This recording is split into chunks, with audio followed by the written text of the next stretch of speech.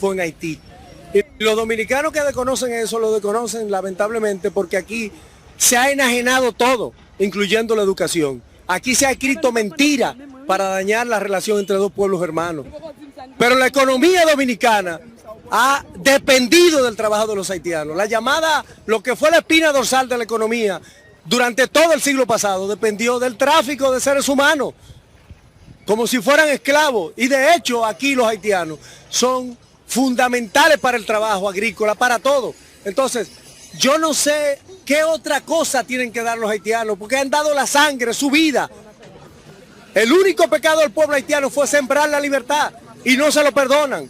Francia le cobró durante 100 años el hecho de haberse levantado.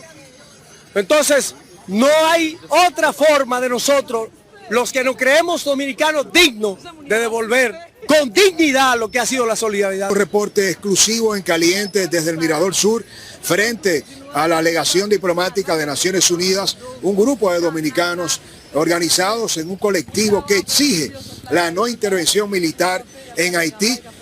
A entregar un documento a las Naciones Unidas demandando que no se preste a una nueva intervención militar en Haití.